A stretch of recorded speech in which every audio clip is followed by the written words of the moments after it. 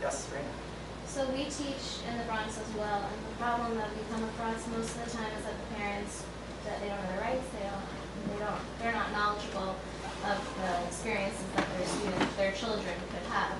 So we're here so we can tell our kids that, but what about the other schools in the Bronx? How will the elementary school students know about your school? Right. Well, why don't you touch upon No, the fact that... Okay. you can talk. Well, just so you know, when we started to do the parent coordination meetings for this, we went to all the gifted.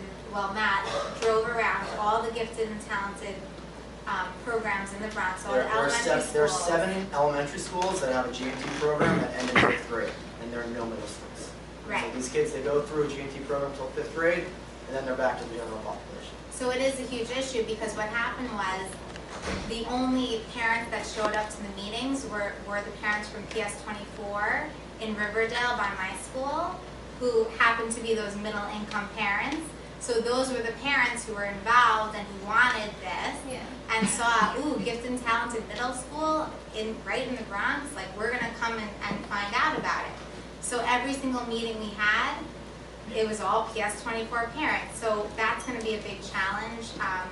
Hopefully out of those 5,800 applicants from Prep for Prep, there will be some of those families that can only afford or will qualify for the 1% of the tuition, right? And because when they leave our school, they do so well in the elementary school, and then they come back in middle school saying how much they miss it at our school because their education started going down because they weren't getting the support that they were getting at our school. And there are a lot of parents out there who don't know that options exist. They just figure, okay, from this public school to that public school, it's going to be our job. As Amanda said, I was driving around going to all the elementary schools that had GMT programs, but I was doing that after work.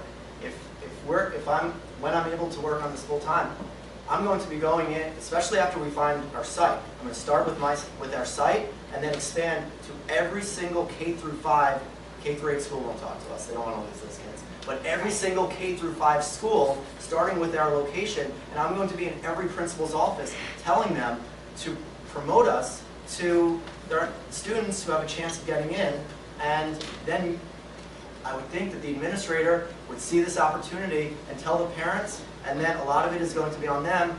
All it takes is one phone call, one email, probably one phone call to me, and then they're in our loop, and that's a way. And I will go around to every school if I have to, searching for the kids, because the GNT, the Gifted and Talented program right now, you can only take the Gifted and Talented entrance exam if your parent requests it.